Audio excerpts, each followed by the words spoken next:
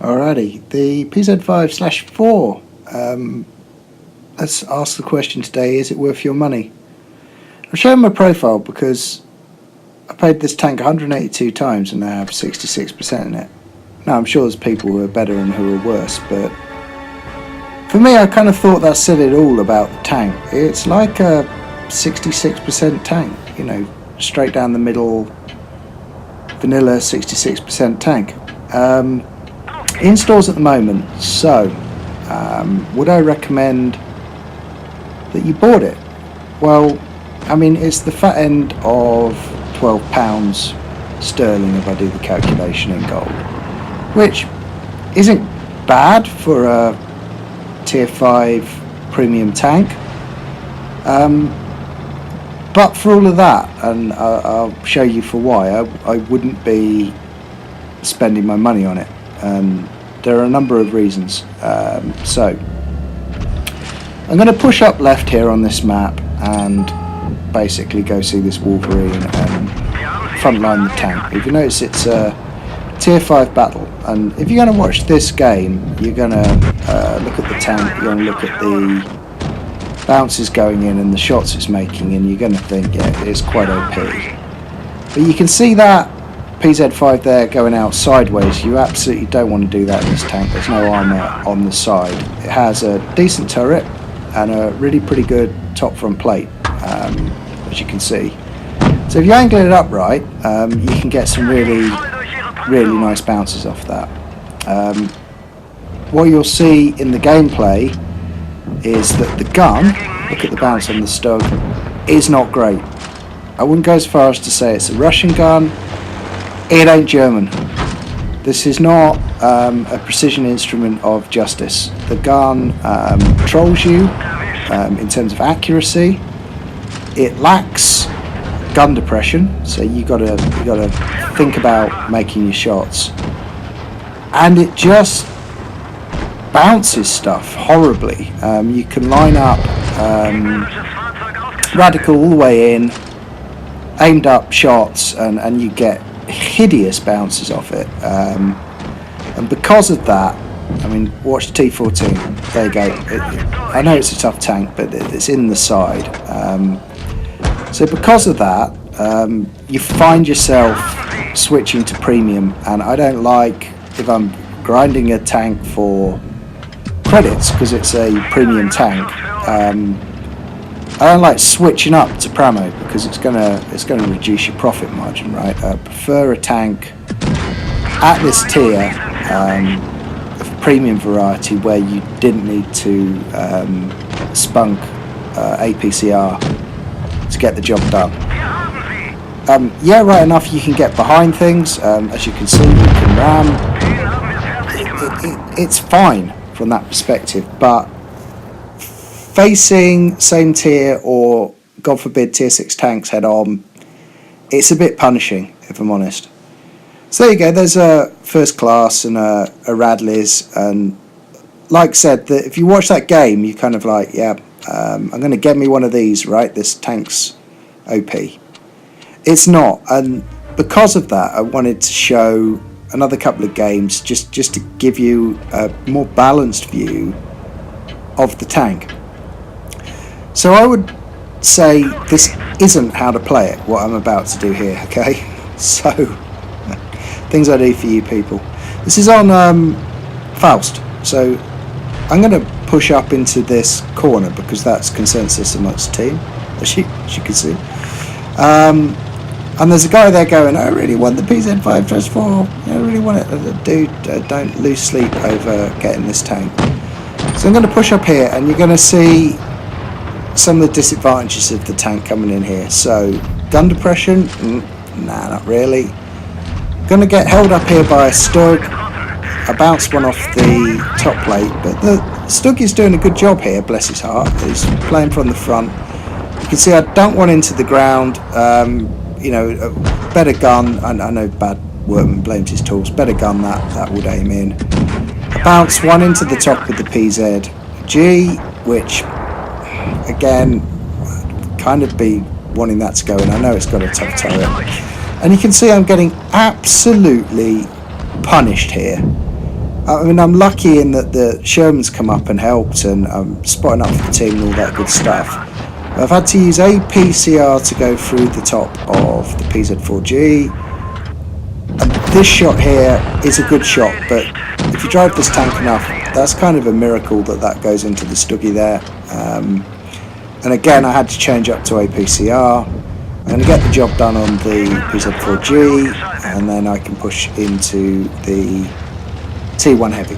So you can see I've front lined the tank there, and it does have a tough enough turret and a decent enough front plate, but it doesn't respond to front lining particularly well. And you can say, well, Tshep, it's a medium tank, what do you want, mate? Listen, there's much stronger tanks at this tier in pushing flanks and doing that kind of job. Shot on the VK, to be fair, that's a decent shot from me, but you look at the Radical, it's a very hard shot to make in this tank. If you're driving something like a Stug, anything with decent accuracy, that's an easy shot. Now I'm going to push down into the Easy 8, and you can see, look at the gun. I'm having to work to manufacture the shot. I put the shot in, it bounces, I don't know where it goes. But, you know, I'm going to support the AMX. I put another shot into the Easy 8, and it's going to be game over. So, I want to show that game. It's not a high damage game, it's not spectacular. But can you see the limitations of the tank there? It's not like you're going to spend your money, get something that's OP, it's just going to carry. You know, I could have very easily got wrecked there because I just pushed the tank too hard. So to which I included a final game just to show what it would do in a proper tier 6 game. But, and all the buts apply, if played with care and as a support tank, not leading out. So if you note here, I mean, I don't like this map even at tier 5, and I don't really like tier 5 to be honest, but the essence of it is I could have pushed left, but I don't want to go there on my own, okay, because I'm not going to be taking on equivalent tier 5 mediums or, God forbid, a tier 6 on my own. This tank won't do that for you, it won't carry, and it won't get out of dodge if you need to do a tactical F-off. Because it's not that quick either. The pickup on it's fine once you're moving. So look at this, I'm going to have to go across the fire corridor for the KV2, and I'm thinking, oh my god, this is taking forever. I finally get moving, and the pickup's okay. Once you're going, it's okay. Another hideous shot. Don't know where that went. On the move, okay, the Radical's bloom, but that should be going in. Don't know where the shot went. Into the side of the T25. And I'm going to push the Cromwell, and the reason I'm doing this is I've got 2 other tanks with me, and I know that if there's 2 other tanks with me that the right flank's exposed, so sooner or later the guys on the other flank are just going to fold. So I'm going to go push the Crom, which I don't want to do, but like I said, if I don't get on with this, bad things are going to happen. It rams okay, it's quite a heavy piece of machinery, as you saw at the end of the game where I rammed the KV1. I just happened to like ramming, and probably given that the guy's rocking the stock gun, I probably just should have backed up, not rammed him, not lost the hit points, finished him off conventionally, but there you go. Now I'm going to get into the Wolverine, and that has some quite troll armour on it, but with this gun, again, it's change-up time. So yeah, I know, promo spammer, but I need to get through this guy. I can't reliably pen him with AP. Fortunately turned side on, so I can start pumping this guy for damage. And I've done about 1.3k. It's down to 3 on 3, but I've been very, very careful, and I'm continuing to be very, very careful. Shot into the top of the KV2, which, again, I think that's lucky that goes in. And then one into the side, the Wolverine, nice high roll, could have changed down to AP, but we are at the point of the game now whereby I kind of want things to pen. So I'm going to go push this guy, and we've got a KV2 to deal with, which should be okay with 3 of us left. Our KV2 calls us all morons. Yeah, well buddy, look at yourself. And the Cromwell agrees. It's never these guys, is it? Well, you saw what I did to the Cromwell, so you know what I think of that as I bullied his tier 6 tank. But anyway, we got the KV2 left. I'm just going to tell the SU to hold position. I think he has every intention of holding position. I'm not really sure what he's doing, to be honest.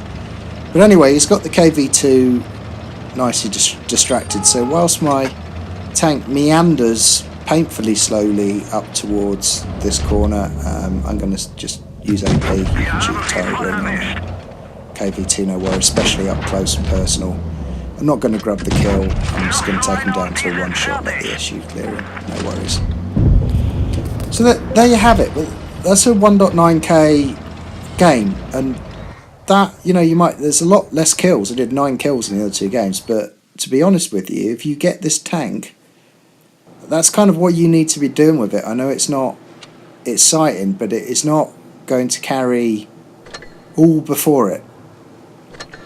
So to answer my own question, would I spend my hard-earned on this? Well, I clearly did years ago. Having revisited the tank and looking at the options available now in the game, I wouldn't. To be honest with you, if you were looking for a tier 5 premium, I would go Excelsior, I would go T14, and I would go Churchill 3 way before I chose this tank. Anyway, I hope that was helpful. See ya. Bye.